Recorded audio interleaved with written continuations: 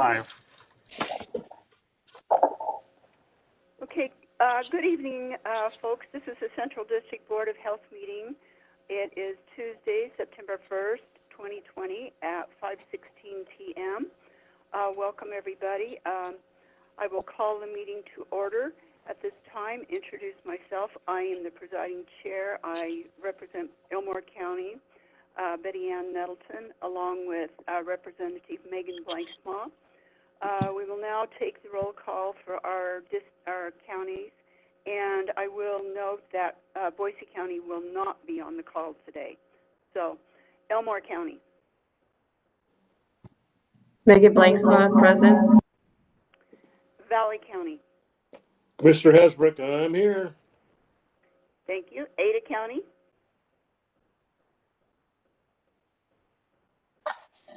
Ted Epperle is present. Jane, I think you're on mute.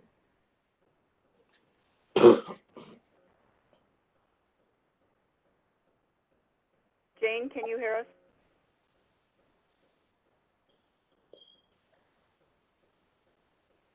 Can you hear me now? Yes, yes, yes. We're just taking roll call, Jane. So you're obviously here now. Yes. Can you hear us? Yes, I can. Okay. Commissioner Lacchiando? Commissioner Lacchiando, present. Okay. Thank you, folks. Okay, proceeding on our agenda today and action items. Number 3 is changes to the agenda. Russ, would you like to comment on any changes? Madam Chair, there are no changes to the agenda today. Okay, thank you so much. Okay, proceeding on, action item number 4 under new business. Number 1 is I will ask for a motion to approve the minutes from our August 21st, 2020 board meeting if there are no corrections or additions to those minutes. Madam Chair, this is El. Yes, El. I'll make the motion we approve the minutes, and I'm not sure if you need a motion to approve the agenda too. But I'll make both motions. Okay, thank you. Thank you. The motion by Commissioner Hasbrook has been heard. Is there a second? This is Jane Young as a second. Thank you, Jane. I will take a roll call. Elmore County? Aye. Valley County? Mr. Hasbrook, aye. Ada County? Jane Young, aye. Ted Epperle, aye. Commissioner Lacchiando, aye. Okay, minutes from our August 21st, 2020 board meeting and today's agenda have been approved. Proceeding on to number 2, there's discussion, and we will be voting on approving amending the regular Board of Health schedule. Russ, would you like to comment?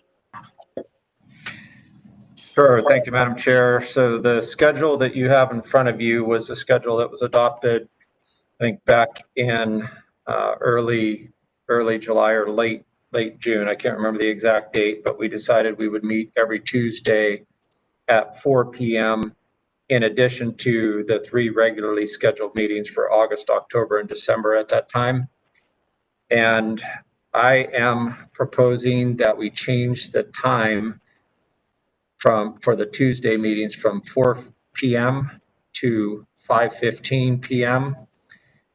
And the other item that we would need to consider is the meeting scheduled for next Tuesday on September 8th, whether or not you want to hold that meeting or not. And the reason I bring that up is we do have a special meeting that will be this Thursday, September 3rd, here in the Syringa Conference Room, and that will be the hearing on the petition by several bar owners in Boise who are petitioning me to reopen.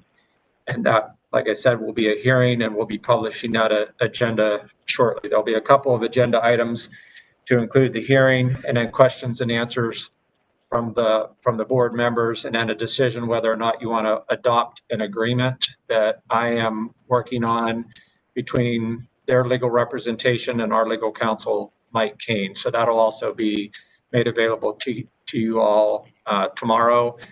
And based on that decision, there'll also be a discussion about the overall Ada County orders that include quarantine for bars within this county. The other item I was going to mention is depending on the level of interest in the board meetings, we've had more interest in the past, and we don't have a lot of space here to safely accommodate a large crowd. We can accommodate 10 guests in this room, and then we have one small conference room that's available for overflow that will hold 7, again, with physical distancing. So if we have more than 17 people, they would either have to be turned away, or we'd have to find an alternative site for future meetings. And that was something that we had considered, was using the Ada County Courthouse for meetings in the future. So that's up for discussion as well. Okay, thank you, Russ. The floor is open, and as Russ pointed out, we do have a special meeting Thursday. If we did go ahead and have our meeting next Tuesday, that would be 3 meetings within a week. So I'd like some thoughts on that from board members. Betty Ann, this is Ted Epperly. Yes, Ted, go ahead. Yeah, on both issues, I would agree with not holding our meeting on September 8th. Things, fortunately, are kind of quieting down a little bit. We can all get, COVID fatigue from all of the meetings as well. So my sense is that in looking at this calendar weekly, knowing that we've got 2 meetings this week, Monday is Labor Day as well, I would speak in favor of not holding our meeting on September 8th. And the second thing I would mention is in regards to our location, I am in favor of moving this to the county courthouse. And the reason I am is it's a larger space. More people from the public can attend as they feel want to do. We can socially distance people appropriately. So for all those reasons, I would make a motion that we do not have the September 8th meeting, and that we do move our meetings to the Ada County Courthouse, starting with our next meeting that we would have. Madam Chairwoman, Yes, you can go ahead. this is Representative Blanksma, and I would ask Dr. Epperly to split his motion, if he would, please. Yes, that was my request also. Okay, no problem. Why don't we take the date first then? And I'll make a motion that we do not convene on September 8th, 2020, next Tuesday. The motion has been made that we do not have our regularly scheduled meeting on next Tuesday, September 8th. Is there a second? I'll second that, Betty Ann. This is Representative Blanksma. Okay, thank you, Megan. Hearing no further discussion, I will ask for a roll call vote, starting with Elmore County. Representative Blanksma, aye. Valley County, This is Elt, aye. Ada County, Jane Young, aye. Ted Epperly, aye. Mr. Lachando, aye. Okay, thank you, folks. The motion passed. So at this point, we have canceled our September 8th meeting for information for the public that's listening in. Okay, Ted, you had another motion. You want to go Madam ahead? Chair. I'm sorry. Who spoke up? Sorry, this is Diana. Yes, Diana. So it sounds like Ted wants to make a motion on that. Just by way of background, Russ had brought this request to me. I had to track it down with, as a mixed-use facility, as many of you are aware, not only do we have all kinds of functions here, we also run court. And so it's a partnership with the 4th District Judge in terms of how the facility gets used. So we did have those discussions, and I did get it on our agenda.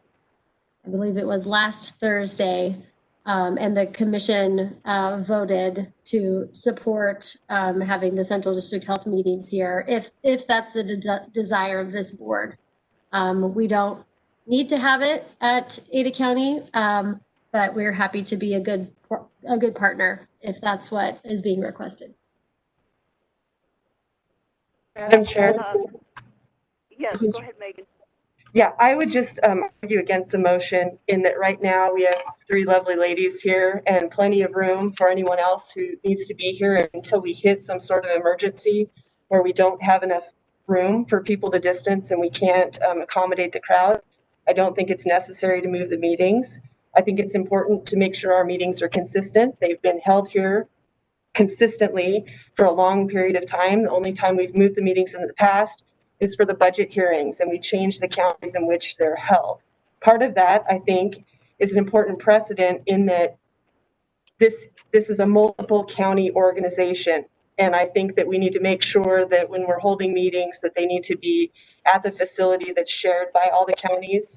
If we don't want to do that, and if you want to change that precedent, then I think we also need to change the way we do things, and we need to move from county to county to make sure everybody has the same opportunities to get to the meetings. But as it stands, without meeting overflow, having plenty of, if you could see in here, you'd see there's plenty of room to social distance without having the need right now. I think we're jumping the gun to try to hold the meetings elsewhere. Thank you, Megan. Madam Chair, this is Diana. Yes, So Diana, I go guess ahead.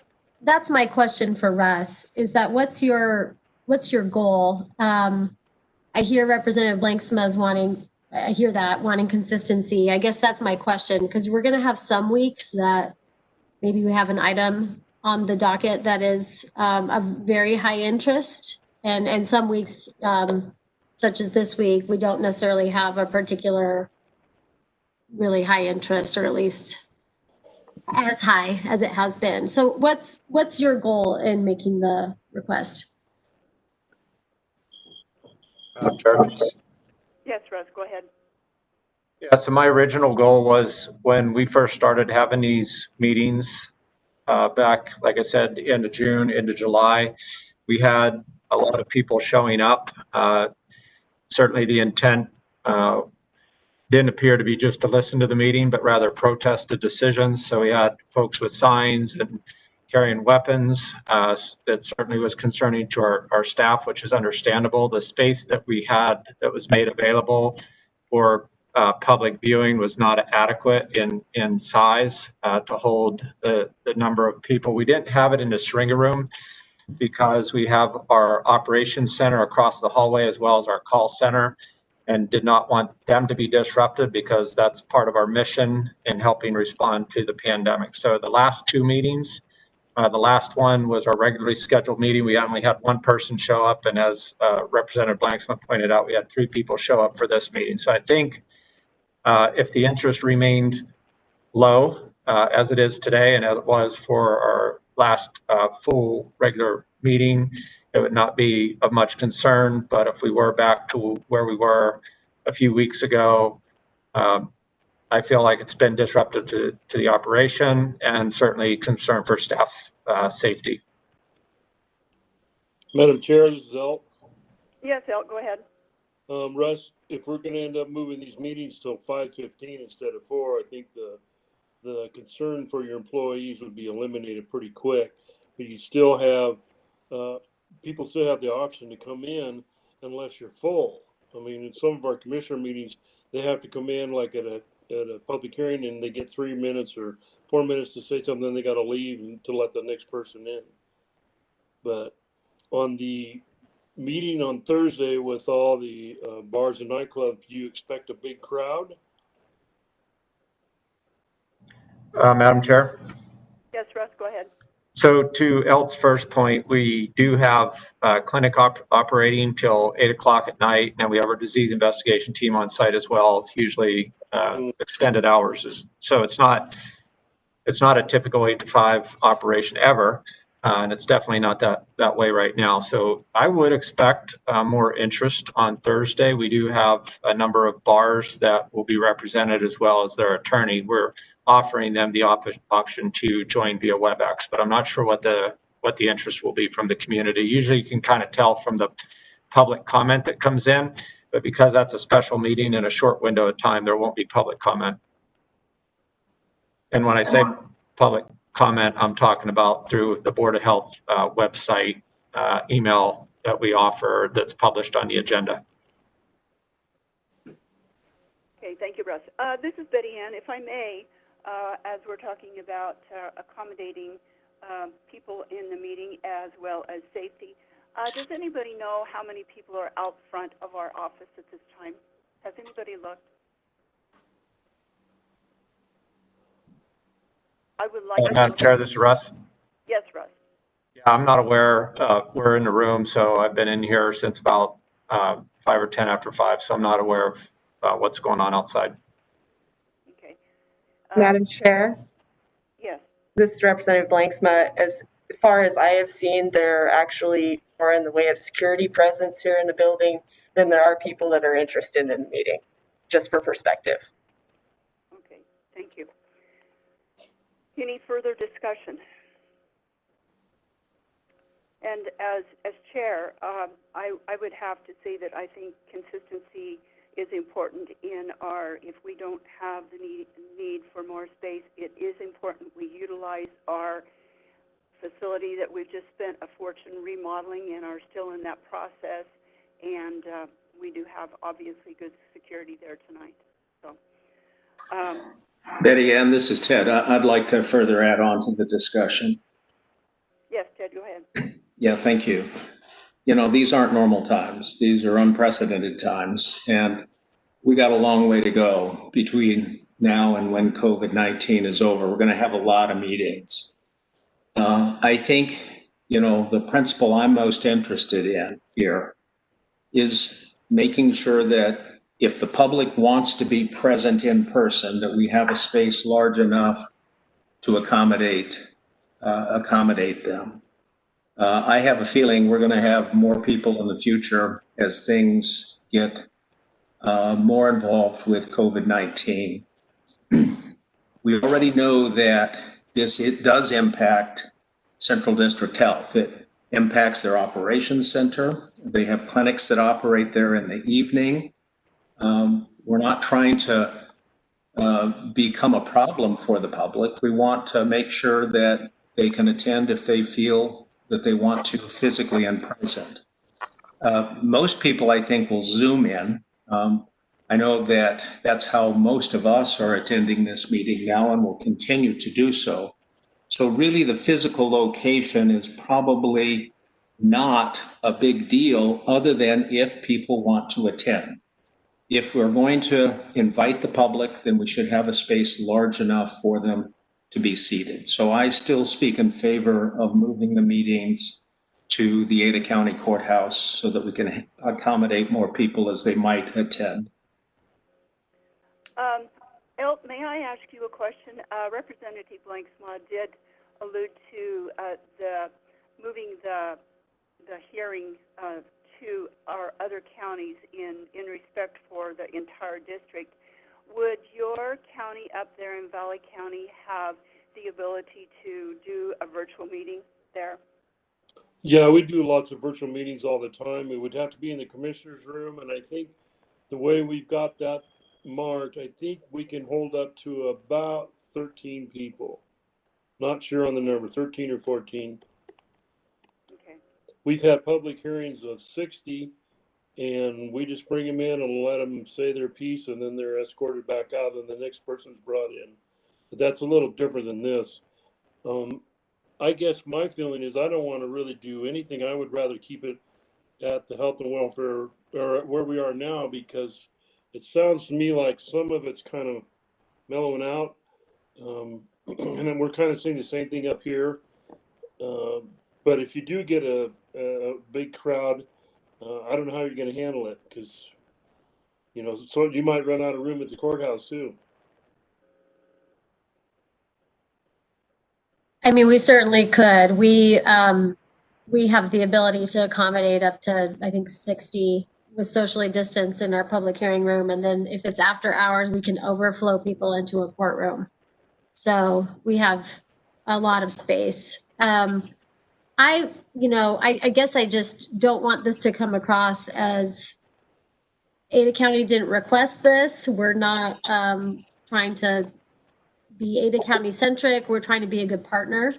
So for me, it really is, what does Russ want? What do you want to be able to effectively run your operation?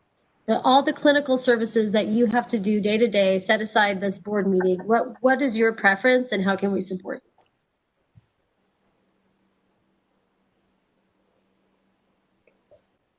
Madam Chair, this is Russ. Yes, Russ, go ahead. Yeah, as I mentioned earlier, I would say we had several meetings that were, certainly there was videos posted on YouTube from folks who were inside of our facility with bullhorns and loud radios, and there was obvious no intent or interest in the meeting itself, but rather disrupt the operations, and that's not acceptable to me. Again, if we're going to carry out our mission, the later time will help. But again, we have staff on site well into the evening, every evening of the week. And I would say for now, again, with the level of interest we have at the last meeting and today, we're fine. But I would say if it becomes a problem again, once it becomes a problem, then I would prefer that we move it to another location. And it does not matter to me what location we move it to, but somewhere off site where we can accommodate a large crowd with physical distancing. Madam Chair. Yes, Megan, go ahead. Yeah, I just wanted to echo a little bit about what Russ is saying, is right now it appears to be an appropriate location with plenty of room for folks to be here. They know where Central District Health is located. It's where we've always held our meetings, provides for consistency. I think that we can all remain flexible, and if we need to find bigger venues, we can make accommodations for that.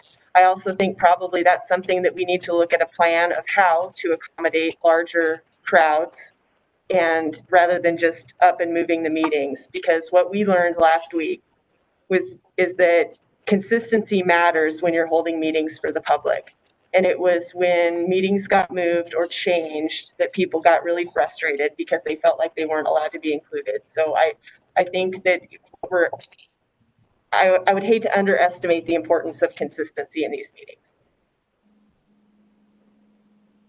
Madam Chair, this is Jane Young. Yes, Jane, go ahead. It seems like we've come through having meetings that are difficult by how many people did show up. And so I'm wondering what the need is to wait until that happens again in order to find space for people to attend.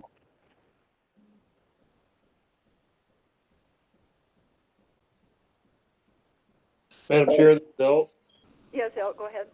that's a really good point, Jane. You know, how much worse can this get? Or I'm assuming if we decided to put more mandates on masks, or if we went back to stage one and the travel, the non-essential travel, all that came back, we may get a lot of folks showing up, But what else can we do to really make folks matter? Really what it comes down to. The other thing that was tossing through my mind is, Russ, I don't know what time your staff goes home, but if you're going home at 8, we could have this meeting at 8:15 and still be, you can still do your function down there. I know that means more work for you guys. You got to stay later at work, but that's just life. Just an idea. Well, Betty Ann, this is Ted Epperly. The other thing, though, that I'm hearing Russ say is operational efficiency. He's got two things going on, one until 8 o'clock, one until 9 o'clock. The 8 o'clock one is the operational center that does contact tracing. The second one are clinics in the building that go on until 9 o'clock. Running a healthcare system, you've got a lot of people potentially coming in and out of the buildings up until 8, 9 o'clock. This is, once we establish where we're going to be, the public will, understand where we're moving and why.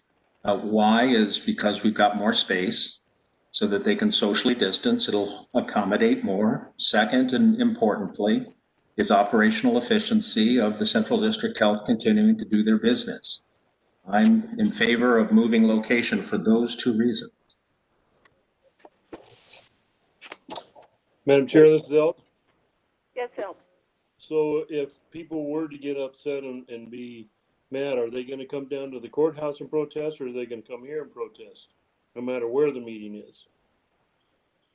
Well, I think that's the Probably both. question. That's the question, and it kind of goes back to Representative Blanksma's point about consistency. So whatever we do, I think we probably need to do and stick with it so people know where to go to, to make their voice heard.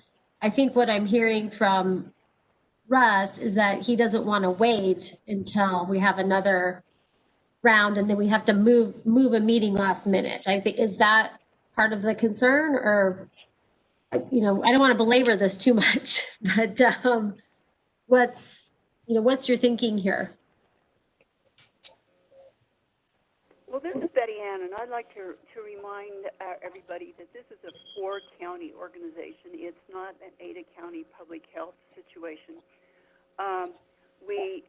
If we move to a county building, I think that ultimately there will be a cost to our district in that, an added cost. And I don't want to see that happen budget-wise from my perspective. This could be, if we do see that, and we know there's no free lunch in this life, if we do see that added cost to our district, it's going to impact all 4 counties. How will it be an added cost? How would it be an added cost? Because we're using a county facility. Well, we're prepared to support it, so we're not planning to charge. I mean, we already, give Central District Health millions of dollars, so we're not planning to charge Central District Health to use it. I'm sensing some undertones of concern about being in our location because appearance, and I hear that. I guess I'm just, again, looking to operational efficiency for Russ. Southwest District Health moved some of their meetings to their county courthouse for very similar reasons. So, I don't know what to say besides we don't need to have the meetings at the courthouse.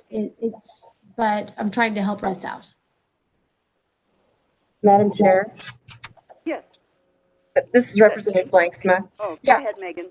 Go ahead, I think that this is relatively new to all of us. None of us understood that these plans were in the works until approximately Saturday. I think that in any organization, good planning is key, and you have contingency plans. And I think that while I appreciate that Ada County is acting on behalf of the interest of the Director of Public Health, I think that probably a better idea would be to provide actual contingency plans should we need all of that additional room for the public, rather than to go ahead and just jump to the Ada County Courthouse. I think that there should be some sort of method involved in why we need to move.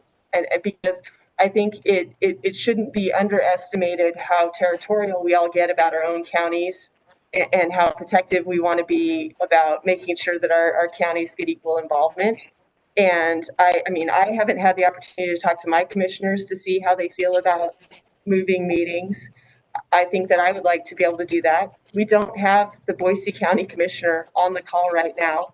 And so I guess I would prefer that we take the opportunity to put an actual contingency plan together rather than voting on moving meetings at this point. Thank you, Megan.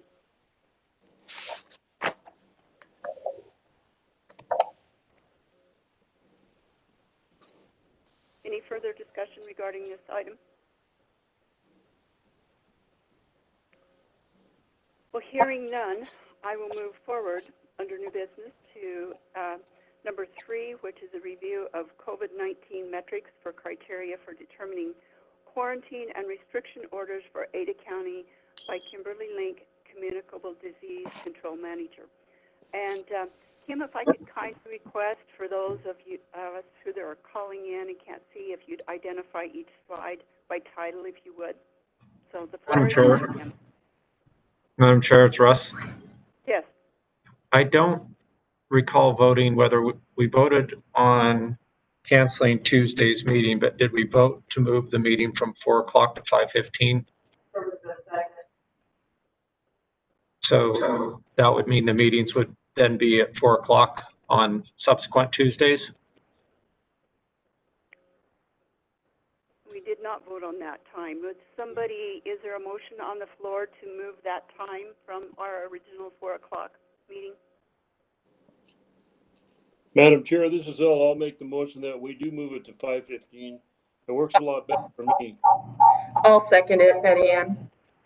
Okay, thank you. Thank you, El. Thank you, Megan. I will take a vote by county roll call. Elmore County, Representative Blanksma, aye. Valley County, Commissioner Hasbrook, aye. Ada County. Jane, are you there?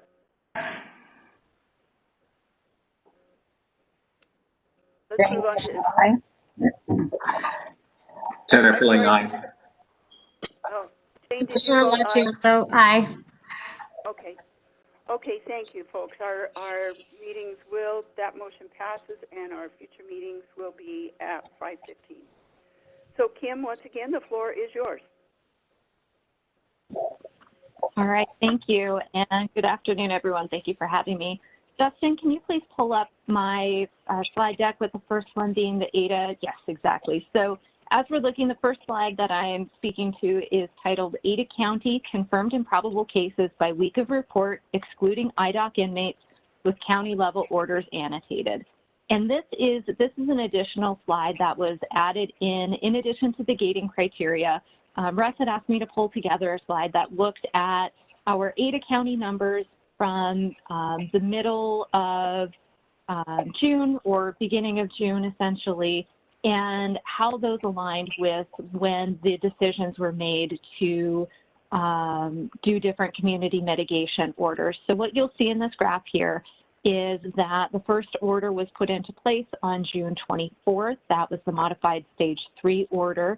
And at that time, what we saw was that we went from 54 cases in the week starting 6/7, jumped up very quickly to 299 cases the following week, 6/14. And then in the week that order went into place, we had 770 cases that were reported among Ada County residents. So we were in a period of exponential growth at that point. You'll see that modified stage 3 order went into effect. We had relative plateauing of the number of case counts that went into, that were being reported. The week of 7/12, so specifically 7/14, that was when the mandatory mask order went into place. So as I mentioned, we were seeing plateauing in the cases without a definitive decrease occurring yet from the modified stage 3 order. Our cases, then we saw a dip the week of 7/26. We went down to 880 cases that week, but then the following week we were up over 1,000 again. And the week of 8/9, so specifically 8/11, was when the order restricting social gatherings to 10 or fewer went into place. We did see a sizable decrease that week, and we have been seeing decreases in our case counts since that time as well. And as we look at this and as we go into the gating criteria, again, we are looking for decreases of case counts in terms of the amount of illness that's being reported. We are looking at what's going on in the hospitals as well. And even though we are seeing the decrease right now, which is definitely heading in the right direction, we are still occasionally seeing times where our case counts are going above 100 reported cases per day. And that's one of our areas included in the gating criteria, where if we have more than 3 consecutive days of more than 100 cases being reported, that the recommendation is to put more restrictive measures in place. So essentially, since the social gatherings restriction, we have been maintaining it with the same restrictions in place. We're seeing those decreases come in. And with that, I'll move over into talking about our current data. Justin, if you could pull up the next portion of the slide deck.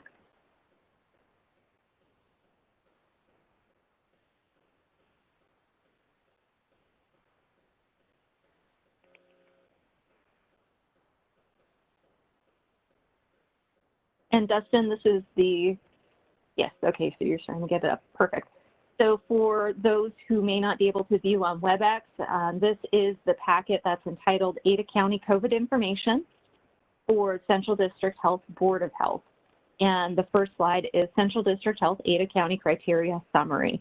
So this includes our gating criteria, which are the current COVID-related hospital admissions among Ada County residents, and then the 2 disease criteria, reported and probable cases among Ada County residents, and no publicly declared illness clusters that may significantly affect illness levels within the community. And as an overall trend, what we are seeing is that in our healthcare partners, in the hospitals, we are seeing that non-ICU admissions are decreasing overall, but that we saw an increased trend for our ICU admissions over the past 2-week period. It should be noted that we are ultimately looking to provide information regarding hospital admissions among Ada County residents. That is data that's included in this week's report. However, it's only 1 week's worth of data. So this week's trends do look at Ada County hospitals and their overall admissions, so including residents of Ada County, but then also any other residents from outlying counties or other counties that may present to the hospital. And in terms of our disease trends, as I mentioned, we are seeing an overall downward trend. In the past 2 weeks, we've seen that the week of 8/17, we did have a 4 consecutive day stretch where we were over 100 cases. During last week, there was only 1 day where we were over 100 cases. So again, trending in the right direction. And in terms of the clusters and outbreaks that we are monitoring, Idaho Department of Corrections, they are continuing to report out positive cases among inmates and staff members. We are continuing to monitor the outbreak at the Ada County Jail, and also 36 long-term care facilities in Ada County have ongoing outbreaks. And Dustin, if you can move to the next slide. This slide is entitled Hospital Criteria, and you'll see the first information at the top. This is our new Ada County resident hospitalization information. As I mentioned, this is something that came online this week, so we only have 1 week's worth of data available to us. Next week's report will include 2 weeks of data, so I will be able to shift over to including the Ada County specific information for trends. And as I mentioned, what you'll see here in the hospitalizations, non-ICU hospitalizations seem to be fairly stable. We aren't seeing major differences throughout last week. As we look on the right-hand side for those Ada County residents who were in ICU care, we did see that there was an increase over the week. Again, it's small numbers, but it is something that we do want to keep an eye on. And Dustin, if you can scroll down a little bit to see the middle portion. Thank you. So for the middle information, again, this was where the trends were based. This is looking at Ada County hospitals and all of their COVID admissions. So the top graph are the non-ICU admissions. Again, you'll see that the 2-week trend for that is a very nice downward trend. The ICU admissions, however, we did see an increase at the end of last week, and that put us into a trajectory of an upward trend for ICU. And Dustin, if you can move to the next page. Hey, Kim, before you move past that, could you scroll back up, please? So forgive me all, but I'm going to sort of continue to kind of beat this drum. As I look at this, I'm seeing Ada County residents. We have 1 week over week for non-ICU and 1 for ICU. So it looks like our additional, if I'm reading this correctly, our additional hospitalizations are either coming from our other District 4 counties, or what may be more likely because of how fluid we are here in the Treasure Valley, they're coming over from likely Canyon or Owyhee County. Am I reading that correctly? So in terms of interpreting this data, I will say, since we are early on in reporting, the Ada County hospitalizations are being reported on a daily basis.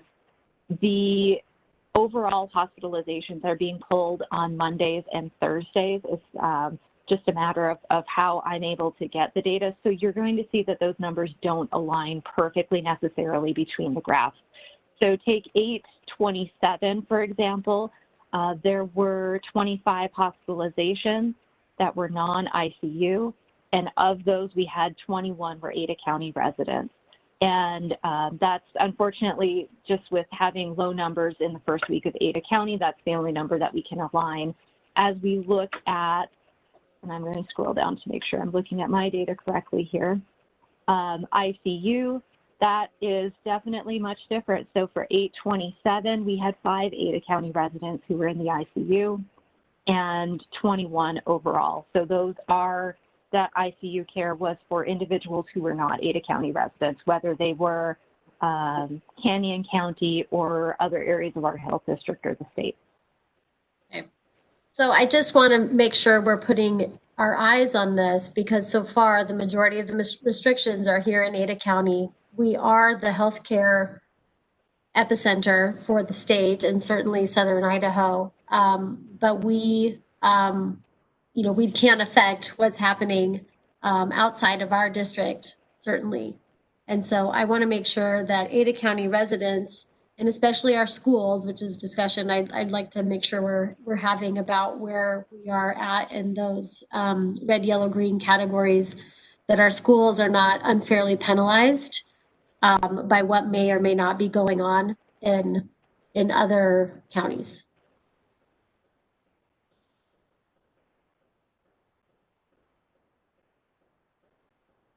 Thank you.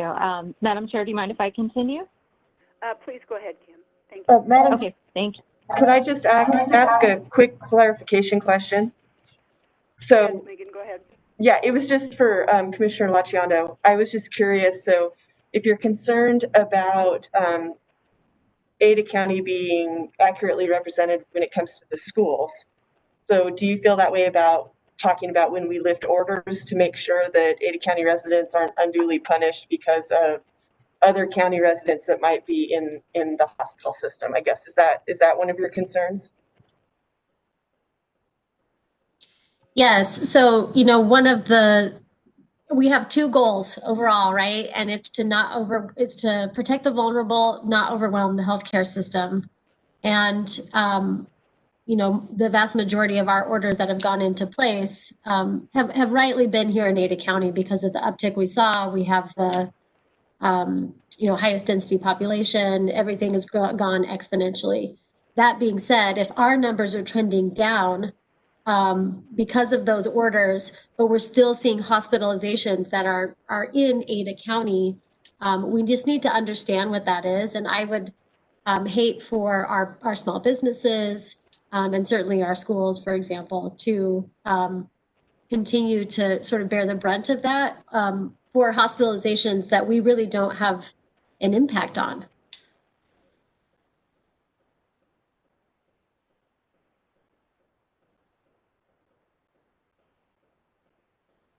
Go ahead, Kim. And I think, okay, thank you. I think Commissioner Laciando brings up a great point. And as I mentioned, moving forward after this week, we'll have 2 weeks worth of data looking specifically at those Ada County residents who are hospitalized, which will be enough to be able to provide solid trends data.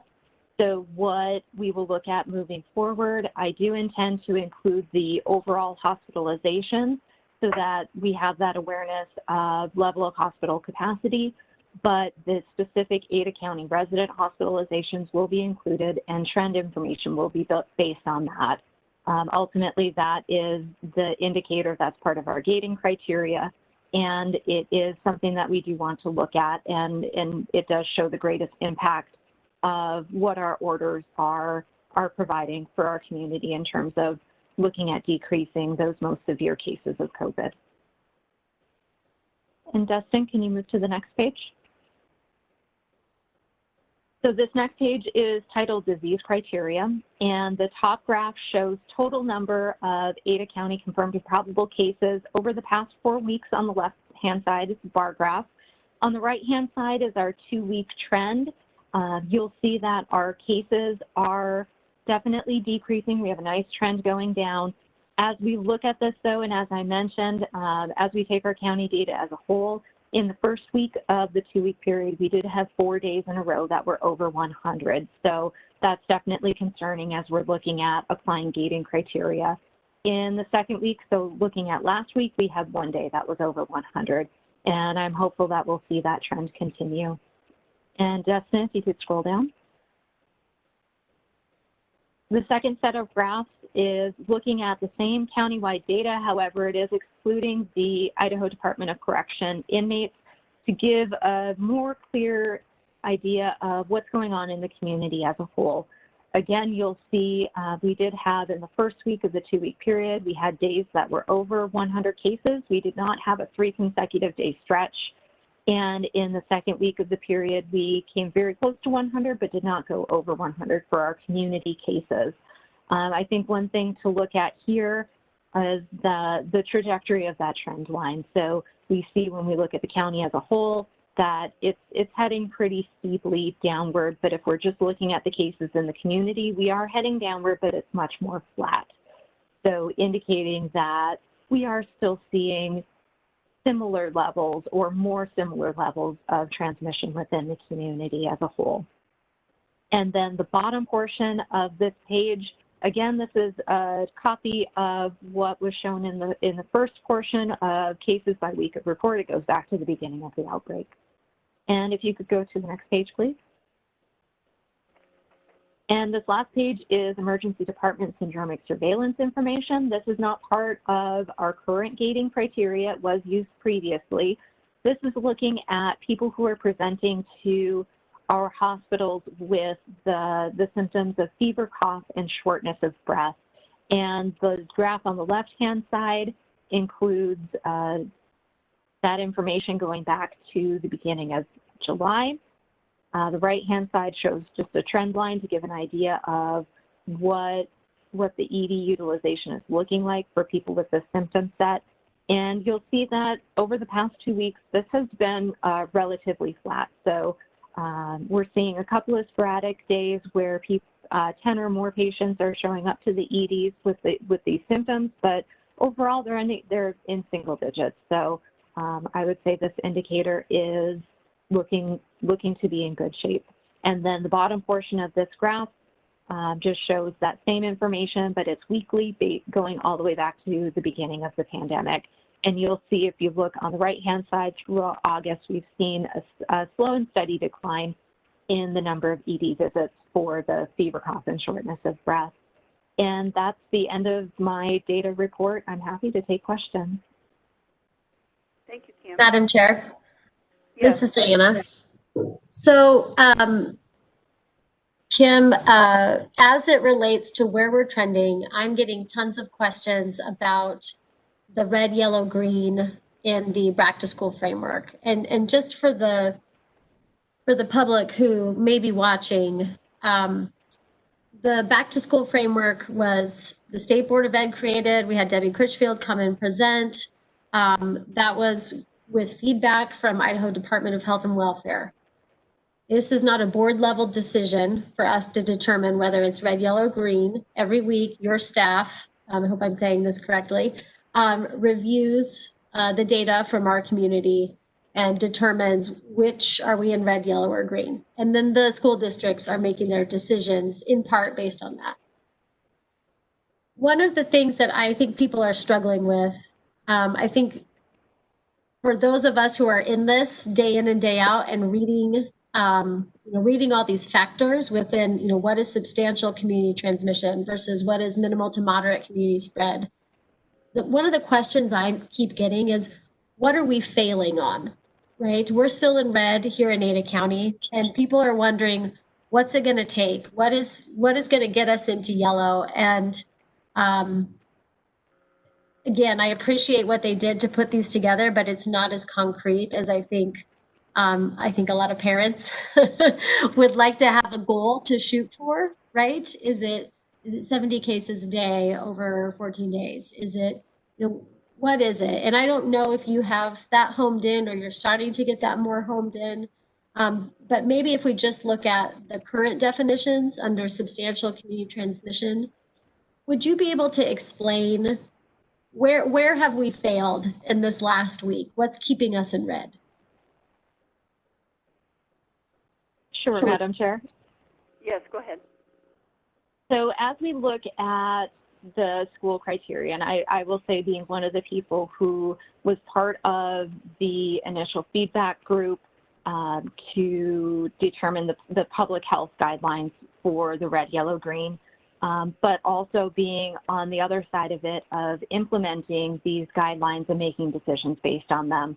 I have found them to be challenging to implement. The information I think that we're looking to collect is precise in terms of looking at level of spread within a community, but it is it's qualitative information. So I will say that it's challenging to really pinpoint.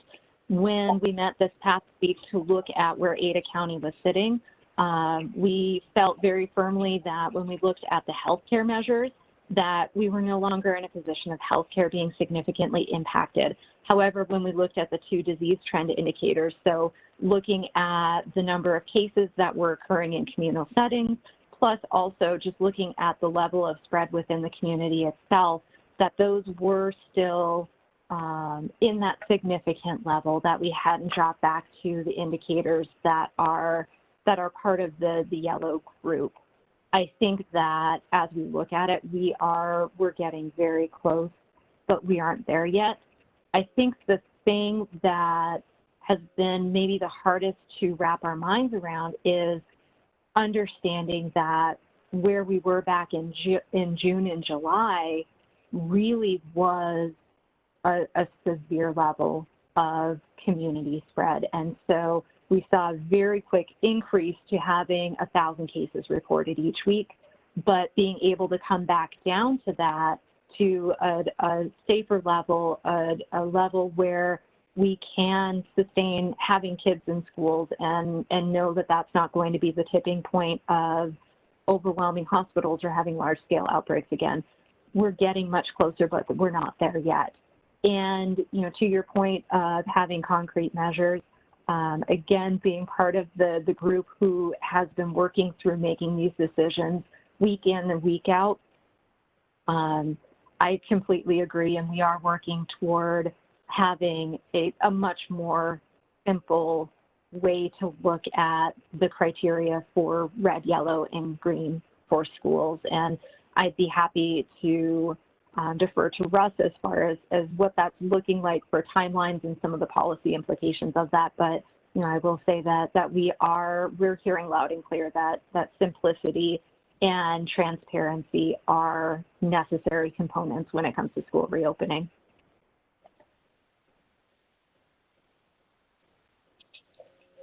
Madam Chair, this is Russ. Yes, Russ, go ahead. Yeah, if I may, I can describe a little bit about what we decided today. Is that okay? Yes. So as Kim described, the challenge is there's certainly a level of subjectivity involved in the state criteria that was published. And when I say state criteria, you have the Idaho Back to School Framework.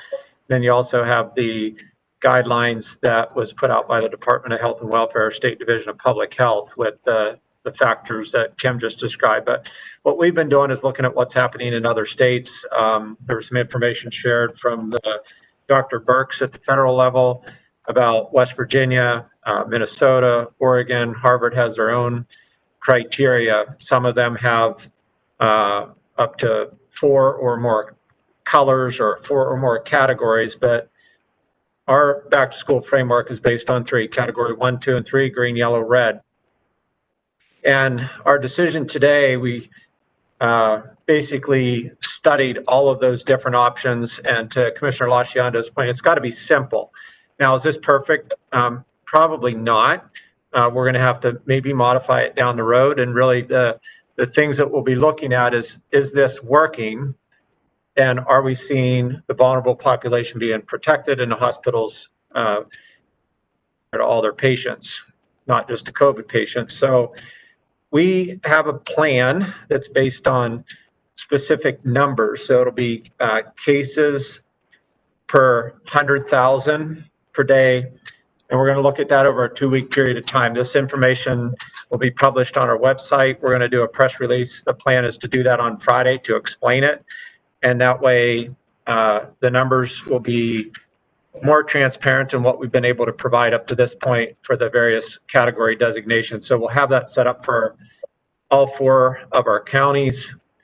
I'll just put it out there. One of the real challenges we have, and it's unfortunate Commissioner Starm's not on the call, but when you have a community, or I should say a county with about 7,000 residents spaced out as they are with the same number of school districts that Ada County has. You have Ushy Bend, Garden Valley, Crouch area, and then the Basin School District in Idaho City. It's really difficult to apply a specific number, as I was describing, just based on the fact that if one family had an outbreak within the family and all members were infected, they could go from green to red. So we're still working through that, in particular for Boise County, and also to some extent in Valley County, where there's about 11,000 residents and geographically spaced out between, Cascade and McCall, for example. Elmore County, I think, will be a little easier. It's a much larger population. Of course, you have the Mountain Home area and then the Glens Ferry Hammett area, and they're also quite a geographical distance. So that's the plan. Press release Friday. Next Tuesday, we'll publish the data based on the criteria that we're going to share at the end of this week, and then that's what we'll be using more moving forward. We'll keep the board informed and the public informed if we need to make changes. And the reason there would need to be changes made is if we're seeing that the criteria we're using is maybe too strict, then we may raise those numbers, raise the bar a bit. And if it's not strict enough where we're having back up to 1,000 plus cases per week, then we'll probably have to tighten that down.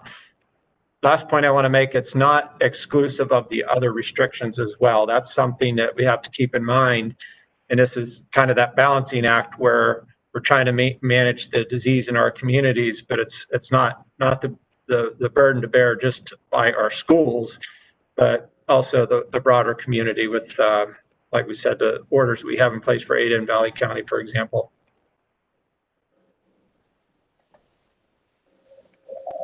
Thank you, Russ.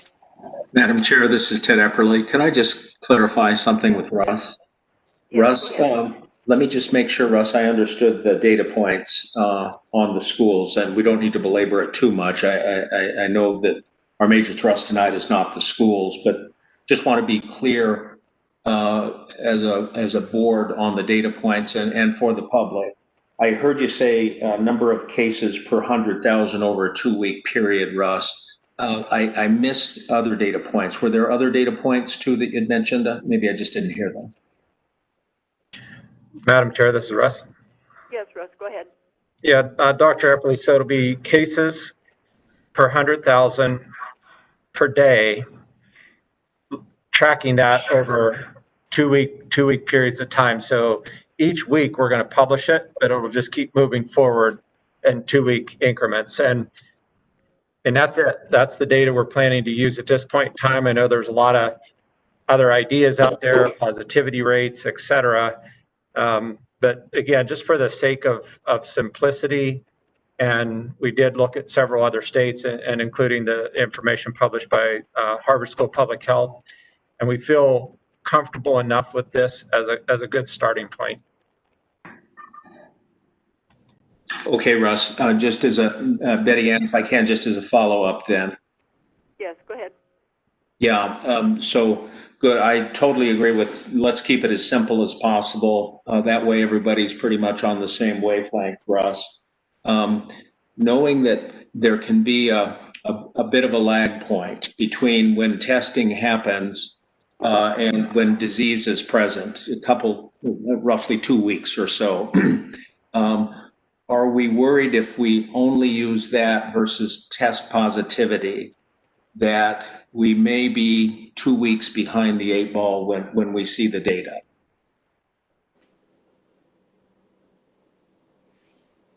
Madam Chair, this is Russ. Yes, Russ, go ahead. There's Dr. Epperly, there's always that possibility. We are going to look at it on a weekly basis. So we're not waiting the full 2 weeks. If we start to see trends of significant concern, we're going to bring that to our community's attention and certainly our schools. As you all know, Gina Pinnell has been working closely with all of the school superintendents and their staff.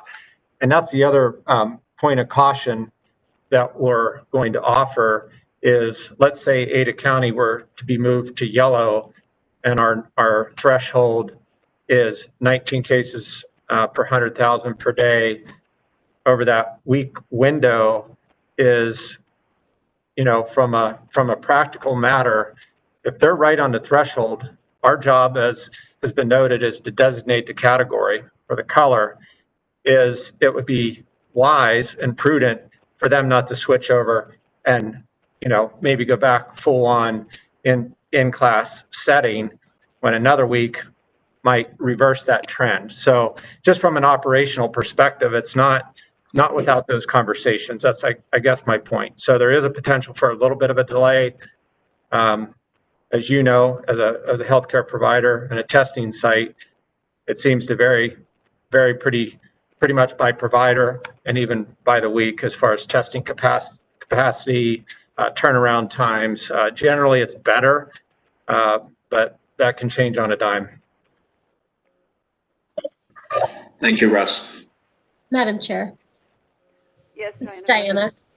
Diana. Well, I really want to thank you all. I know, you've been getting a lot of questions, and, since the decisions by the school boards to not open in person, we've gotten emails demanding either side, right? Demanding that we stay in red or demanding that we move to yellow or green. And I just appreciate you guys hewing to the data and doing your job from a data perspective, but also moving toward more clarity. And I think for my fellow elected officials here in Ada County, and certainly school board members, who get it, who understand this is a threat, who don't want to overwhelm the healthcare system, we're all looking for something that we can point to and sort of like row in the same direction, right? How can we get everybody mobilized around a common goal? And I truly think getting kids in some way, shape, or form back to school is that goal for many, if not most, of our community members. Although, as I have noted, I am a terrible math teacher, so I feel particularly passionate about it.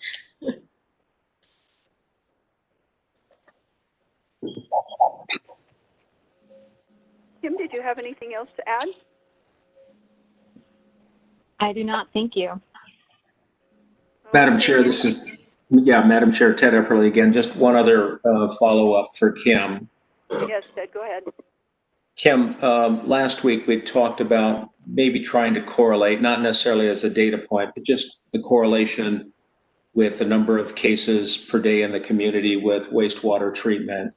And I was just wondering, did you do anything further with that, or is that just a task beyond the pale in regards to too much information? I just know that with data to date, I think we've had a pretty good correlation in the community with the coronavirus presence and the amount that we're seeing in our wastewater treatment facility plants. And the whole point in returning to this question to you, Kim, is to make the point that we want to make sure that we understand the best we can what the level of activity in the community is with the virus. It's just another data point to know. We can do quite a bit with the public health facing part of this, masking, social distancing, social gatherings, less than 10, all of that. And if we misread the case counts as dropping, which they are, and I think they're dropping because of the public health mitigation efforts we've put in place. But if the coronavirus level is still high in the community and we see cases drop and we make a decision to take off masks, to stop distancing, to take away the public health measures, it'll be back again. And that's my concern is, are we tracking that? Is it a data point that we should be at least aware of so we don't get a mismatch with thinking cases are falsely low because of public health mitigation, but the coronavirus levels are high? Madam Chair, this is Kim. Yes, Kim, go ahead. So Dr. Epperly, you bring up a great point. And to answer your question, yes, we are continuing to look at this data. I'm working and we're working collaboratively with the city of Boise, who's doing wastewater monitoring for residents of of Boise, Garden City, and Eagles. That wastewater is going into treatment sites, and there's collection occurring and specimen sampling occurring at that point. The science on this is definitely new. I think we don't necessarily know the answers of what the correlation means, but it is something that the city of Boise is very interested and eager to learn more about, and we are on board as well that if this does show to be a promising indicator both of increase of disease within the community, but also decrease of disease in the community, that's something that we want to be aware of. So I know City of Boise is reaching out to experts at CDC, universities, and others to learn what's going on nationally and how this data is being applied. So it's something that we are very interested in and that we want to continue to collaborate and work with City of Boise on so that we can use it to the best ability here in Ada County and hopefully elsewhere. Okay, thank you, Kim. That helps me. I won't say anything further on this topic as long as I know you guys are looking at it. We'll bring it back to us if there seems to be something important for us. Thank you. Madam Chair, this is Jane. Yes, Jane, go ahead. I just had 2 comments. I wanted to thank Kim for the slide or the charts that tied in our choices to the number of cases. That was really helpful. And Russ, I appreciate having one statistic that we're going to be watching, the number of cases per 100,000, rather than all of the other verbiage that's been in there that can be quite confusing. Madam Chair, Del? Yes, Hel, go ahead. I had a question for Kim. It's kind of a hypothetical, Kim, but it seems to me like because the numbers are down going into the hospitals, trying to figure out how to say this. It seems to me like the people aren't going to the hospital unless they're really sick, and then they end up in ICU. Is that a fair statement? I'm more concerned about the people that aren't even going to the doctor, that are just staying home and getting through the disease on their own. Madam Chair, this is Kim. Yes, Kim, go ahead. I think that as we look at this, for a large number of people who become infected with the COVID virus, that they are able to weather it out at home without having long-term adverse effects. But we know that there are going to be a certain subset of people who require hospitalization, and unfortunately, people who require ICU care in order to be able to make it through the infection. I think what we're probably seeing now is just a version of what this will look like for us normally. And, you know, again, especially as we look at younger people who become infected, we know that their symptoms do tend to be more mild. We know that the risk of hospitalization increases with age as well. So I think we're seeing a cross-section of the virus within our community. Madam Chair. Yes. Sorry, Elle, did you have a follow-up? Well, I'm just concerned that we have folks that are staying home with it, and I know folks that are, and they're not getting counted into all this, which, you know, like Ted was talking about in the wastewater treatment, you would see it there, but you won't see it in your data because these folks aren't even going to see anybody. And I think there's more of that happening as people learn the disease, and only the ones that are really, really sick are the ones that end up coming into to the emergency department and hence into ICU. I think that's going to be a trend that we're going to see more and more of. Does that make sense, buddy? So, Madam Chair, this is Diana. Yes, Diana, go ahead. So one more question on the data, Kim. I know one of the things that you were watching very, very closely was Boise State starting up. And reading the tea leaves, but I'll ask the epidemiologist. It doesn't seem like we have seen a major impact yet from that. I do know Boise State has been a tremendous partner and really worked very hard to educate their students, and going so far as to sanction, I believe, some fraternities and sororities who weren't following guidelines. So I guess, what are the data points that you're looking at? Is it that 18 to 29 through your contact tracing? I know it's sort of this yin and yang, where maybe they don't want to report because they'll get in trouble. So could you talk to us about what you're seeing and what you're worried about there?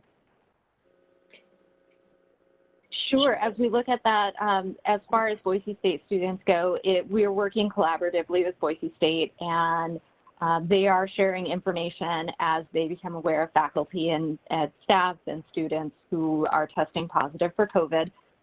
We are also gathering information through our investigations as well. So, of course, asking people, whether or not they're a student, where are they employed? If they are a student, did they spend time on campus? And if there are potential for on-campus exposures, we are working very closely with Boise State to ensure that those people who need to be notified of the potential exposure have that opportunity to know that they were exposed. You're right in saying that to date we have not seen large clusters, and I hope that we continue in this path. I know Boise State has done a lot of work, and they've put out a lot of education to students and faculty and staff. They've put in a number of mitigation strategies themselves in terms of how they are organizing themselves on campus, and they've taken an active interest in ensuring that students are abiding by the social gatherings requirements while off campus as well. And I think it's going to take ongoing partnership and ongoing diligence on the part of the students themselves to keep us at this good path that we're on right now. Madam Chairwoman? Yes, Megan. This is Megan. Yeah, so I would like an opinion from Director Duke and from Kim. Based upon the criteria summary from Midi County, this would indicate, by the rules that we've all set ourselves, by the data that's been provided, that we might be at the point where we need to start rolling back some of the orders. So I would like to know from the epidemiologist and the Director of Public Health what the recommendation would be. Rather than having the board decide, I would like to have the recommendation come from the people who are collecting and distributing the data. Kim or Russ, go ahead. Yeah, I can certainly start. Representative Blanksma is exactly correct as far as what the data is starting to show with the downward trends and the criteria we're using to lessen quarantine and restriction orders. And I think we're really close to getting there, and that's why I put this on the agenda as agenda item number 4, was to have a conversation about it. We are still seeing the declared illness clusters in the community that Kim described in long-term care facilities, and certainly corrections. And you could argue, well, corrections is not an exposure to the community, but that's not really the case, because there's a lot of staff. They're 24-hour, 7-day-a-week operations. So we are seeing a number of staff infections coming out of Idaho Department of Corrections facilities, for example, plus the work release programs that they have in place, with infections occurring there and then out into businesses where these folks are employed during the day. So, we do have a decision point coming up, which is Thursday. We have received a petition from a select group of bars. My recommendation, if we can come to an agreement on placing not quarantine, not closure, but restrictions, that might be an opportunity to start lessening the restrictions if they have the ability to operate within very specific parameters as far as social distancing, table seating only, face coverings for staff, face coverings for patrons when they're coming in and out of the facility and not sitting at their table. Those are just some examples. So that I guess would be the first step in maybe lessening the orders of quarantine and restriction. We also have long-term care facilities, which visitors have been prohibited from, as well as our Ada County Jail and Department of Corrections sites. And that's another area. I know we get a lot of feedback. You guys have received feedback in the comments coming to the Board of Health weekly as far as the challenges that families are faced with by not visiting loved ones who are in long-term care or who are incarcerated. So that's another conversation we need to have. I would not recommend a decision be made today because the case counts are still relatively high, but based on the trends that you're seeing and the data that Kim presented, I think it's time we need to start having those discussions, and we'll have specific recommendations for you, again, starting with bars on Thursday because of the petition that's driving that in particular. Madam Chair, this is Representative Langston. Oh, go ahead, Yeah, then I guess I would request that if we are talking about the recommendation from the department is to roll back some regulations with sidebars on bars, then it would be nice if we can see a draft of that order as soon as possible so we understand what that potential order could look like as an option. Now, I understand we can't make any decision or what have you, but just to really understand what we're talking about as far as requirement rollbacks.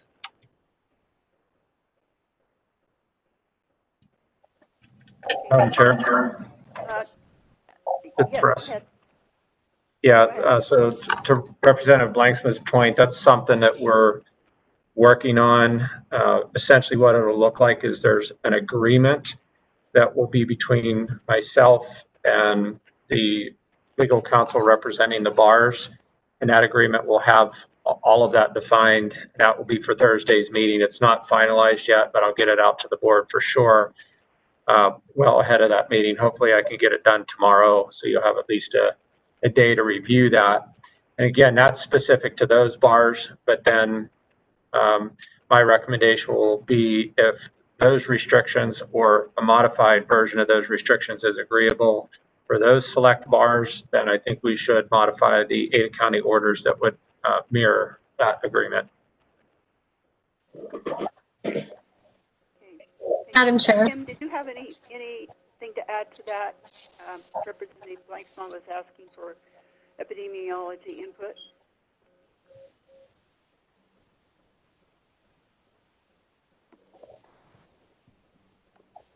Kim, that was the question. That was a question to you, Kim. Oh, I'm sorry.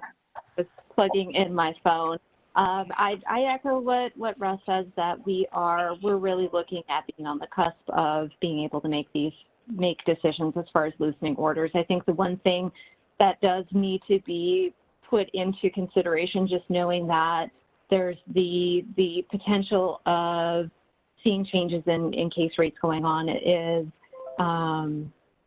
whether or not, when schools are able to be in the category of yellow for here in Ada County. Bringing kids back in schools is going to have that potential of increasing our case rates, and looking at the decisions as far as whether or not other community mitigation measures are loosened in addition to schools going back into session, I think is going to be a tough decision.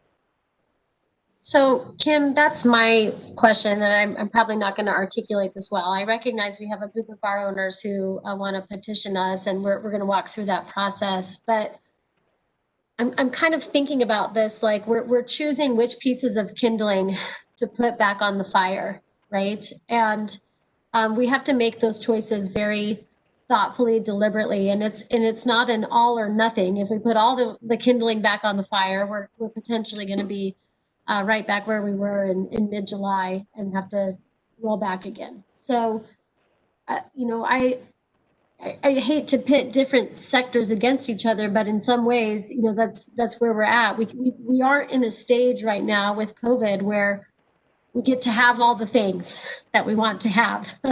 We don't get to go to all the weddings and the gatherings and school and bars and not wear masks. We have to sort of pick and choose which things we can deliberately put back on to see what happens with the disease, so we can move forward carefully. And so as we have that discussion Thursday, I'm really going to be looking to you all for your guidance and advice on which things we put back on carefully so we don't lose ground that we've gained over the last 2 months. I think, as you noted, I mean, this thing set off and it went exponential, and it has been really slow trying to crawl back from it because we didn't just shut everything down, because we tried to be thoughtful and surgical. So I don't know that I'm articulating that well, but I'm looking for you to kind of help us think through what those decision points are. Madam Chair, this is Russ. Yes, Russ, go ahead. Yeah, I can totally relate to what Commissioner Lasciondo is saying, and I mean that's part of the problem all around the country. The idea or the theory, you know, we've opened up in areas too quickly, and in our communities, what we saw was bars were opened, nightclubs opened as well, and they opened business as usual with packed dance floors, loud music, the usual drinking and movement from nightclub to nightclub. And then we had a firestorm that was created that we're still working to try to resolve. The difference, I think, what we have today is we've seen restaurants who have been really pretty successful, hair salons, barbershops, gyms. We're not seeing major outbreaks because, for the most part, I think people get it now certainly more than even back in June. I think that was the deal with the stages of reopening. It created this idea that we're through it, or we're so close to getting through it, it's back to business as usual. So what I'm seeing, and if Gina Pinnell were on the call or on the WebEx, she would certainly attest to this. Our schools have excellent plans in place. When they go back to yellow, in-person learning is not 30 kids crammed into a classroom, 3 feet apart, no face coverings. So I'm just saying I'm hopeful that difference, both for the schools and how extremely well prepared they are, as well as bars, for example, to be able to operate with limited capacity, table seating only, et cetera. Their goal is to operate more like a restaurant, and in fact, maybe even more strict with the capacity issue. Does that mean it's going to be perfect and without risk? Absolutely not. We know that's not the case. And I think that's where the kindling comes back in. We're not really wanting to add kindling. We're wanting to create an environment where these businesses and our schools can operate reasonably safely. And if they don't, bottom line is we're right back to where we were. And we all know that. And our communities know that. So we gotta continue to maintain significant vigilance with this. Again, social distancing, face covering. From what I'm observing, I live in Boise, and what I'm seeing is really great compliance. Stores, grocery stores, hardware stores, and we can't let up on that. I mean, that's the bottom line. We all know that. You can't let up on it. We're seeing some promising news about vaccines, which I think will really make a big difference in, getting this under control and being able to get back to normal. But that's still at least several months off. Madam Chair, this is Ted Epperly. Yes, Ted, go ahead. Yeah, a couple comments, and then one last question to you, Kim. First, I'm really glad to see the cases dropping. I think we're all glad, and I think we just need to understand why. It's because of what Russ just said. As a community, we're taking the face masking, the social distancing, the groups less than 10, surface cleaning, not coming to work when people feel sick. We're taking all of that seriously, and I'm glad. It's having an effect. We can affect this, which is good. I'm also glad that we're still holding the line with not prematurely rolling back things. We've got to be really careful about being premature with this and setting up false expectations for the community as we all want to get back there, but we've got to be careful about that. And the points I want to make in terms of why that's important are the following. Again, the White House just released its most current report to us. We received that from Director Duke, dated August 30th, 2020. And I just remind the board and the public that we're still in the red zone. We still have over 100 new cases per 100,000 in our state. That ranks us the 15th highest state in the United States. And we're in the red zone for test positivity. We now are at about 11% test positivity, which is the third highest in the country.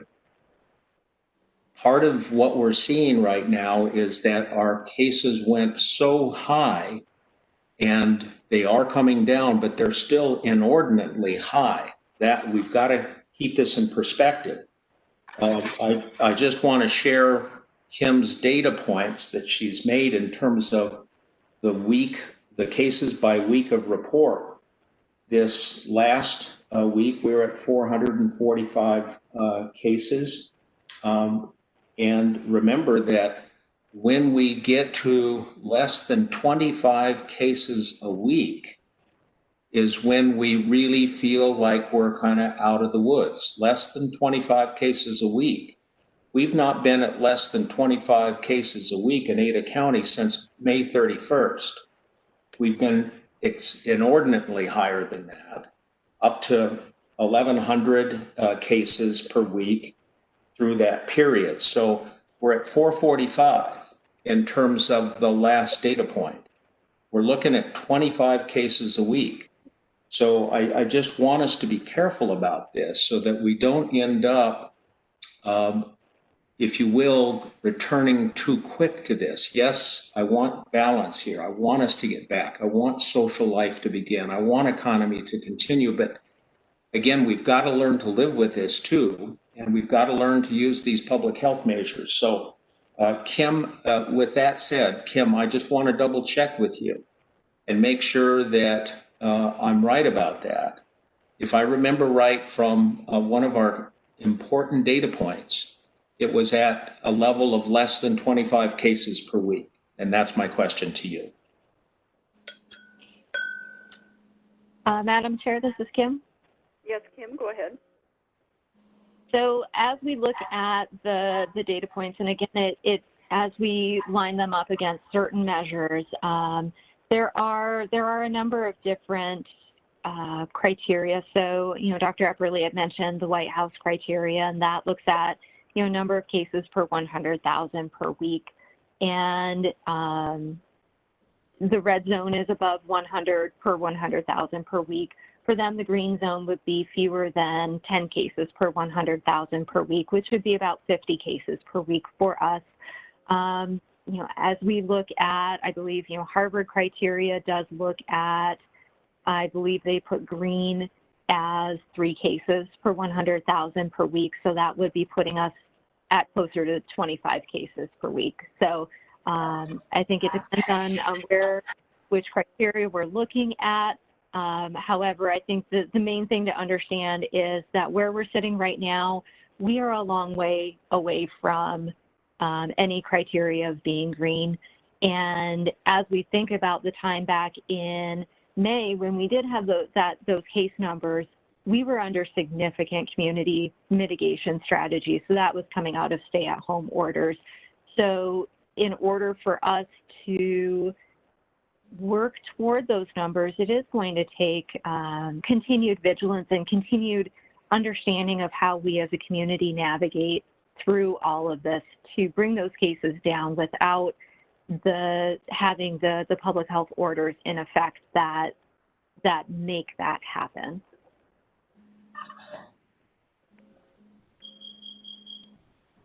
Okay, thank you, Kim. Any further questions for Kim?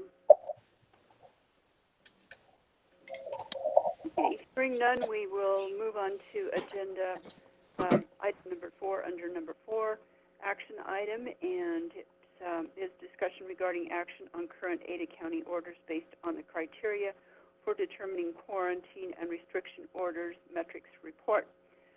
So it seems like we've already touched on this a good deal. So Russ, go ahead. Yeah, thanks, Madam Chair. And again, I placed this on here for discussion purposes. If the board chose to make a decision today, I don't have a recommendation specifically other than what I just described as far as what will be taking place on Thursday at a decision point at that time. So if there is no interest in making any moves by the board, then we can go on to item number 5. Is there any discussion? Okay, hearing none, we will move on to item number 5, which is a discussion regarding criteria for current Valley County orders in regard to an action at a future meeting to make them more strict or less strict. Russ? Yeah, sure. Thanks, Madam Chair. So as you all are aware, the Valley County orders were put in place. It only includes face covering requirements. So we pretty much took what we have in the Ada County orders and extracted the face covering requirement and placed that onto a Valley County order. Certainly, there's cases going on in Valley County. And again, back to the earlier comments about a relatively small population, but the reality is, as Commissioner Hasbrook can attest to, is there's a considerable influx of people coming out of the valley, both Ada and Canyon County, I'm sure Elmore County, Gem County, into Valley County on a regular basis, I'm sure during the week and especially during the weekends. So with the high case rate that was happening here, not just in Ada County, but definitely in Canyon County and some other communities over in Public Health District 3, the Valley County Commissioners requested that we impose the face covering order as a preventive measure. I think that was a wise step. Again, considering the facts that I just described. The question, though, is at what point in time did those orders get modified? It's a lot easier. Well, it's not easier. It's a lot easier to define what we're doing in Ada County with almost 500,000 people than it is with 11,000 people. So I just wanted to put that out there for discussion among the board so that the residents of Valley County understand that. Certainly, we've been getting a lot of questions here as far as, so when might this change? And I'll just put out, one idea, considering the exact basis that they were put into effect might be to look at when the face covering orders are modified in Ada County, maybe to do the same for Valley County at that time. That's just one idea, but I welcome your thoughts on how we might handle the orders for Valley County. Madam Chair, this is El. Go ahead, El. Yes, I had a call Monday night for the McCall City Council. And as you guys know, they have a mask mandate that was going to expire, excuse me, on September 1st. And they asked me what I thought they should do. And I said, well, you got to remember that we have Labor Day weekend coming up, and there's going to be how many thousands of people that are going to be coming up here to recreate and one last time, and hopefully one last time. And then the other issue is that we have a big road construction job at Smith's Ferry starting on the 8th. And that highway is going to be closed for around 6 hours a day, which I think is going to change a lot of people's plans as far as coming up here. So I encourage them to extend their mask ordinance out till September 18th. And they agreed. They did extend it out. But after that, they're going to let it lapse, and then they will just follow our guidelines and the health district guidelines and what we decide to do from then on. I'm really excited. People up here are doing a great job. And the other issue to throw in here is our schools just started here about a week or so ago, and I'm really interested to see how that data comes back in a couple of weeks to see where we are on that. So there was 3 things there that kind of played together to make that decision. But like I say, I'm really excited. All the business owners have been very thankful. A lot of people have been thankful. I haven't gotten too many negative emails, and what it's really done, I think, is educate the public, and so that they know that, hey, this is a serious deal. We got to pay attention here. We can't just be messing around, and it's all good. And everybody come up and play this weekend. It's great weather, although it froze this morning. Hey, Els, Yeah. because I'm watching the clock and we're almost at 7 o'clock, would that mean that your recommendation is to wait until, say, September 15th to review the Valley County order? Yes, we kind of talked about that. Actually, I think it's the 18th is when McCall's would go off, and then after that, we'd probably come back and revisit it. And by then, we should have some pretty solid data as far as what's happening in our emergency departments and our health overall. So I'm pretty excited. Everybody's doing great, and we're just gonna keep doing what we've been doing. Awesome. Okay, very That's great good. to hear. Thank you, El. Who's speaking, please? Sorry, that's Diana. It's just great to hear, Elt, and I certainly ate my weight in ice cream at Ice Cream Alley this past month when we were up there, and everyone did a great job. Carmen, Okay, any more? this is Yes, Representative ma'am. Go Blacksma ahead. for a Go motion. ahead. Motion to adjourn the meeting. Okay, I have a motion to adjourn the meeting. Is there a second? Ted Epperly, second. Okay, the motion has been made and seconded for adjournment. I will take a roll call vote by county, starting with Elmore County.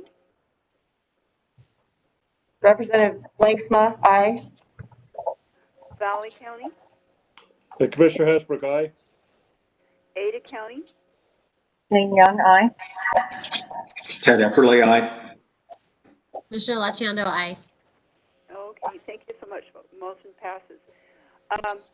Our next meeting, of course, is the public that has been listening in is aware, will be the day after tomorrow, September 3rd at 5:15. So I thank everybody for their participation, and the meeting is adjourned. Have a wonderful evening, folks. Bye.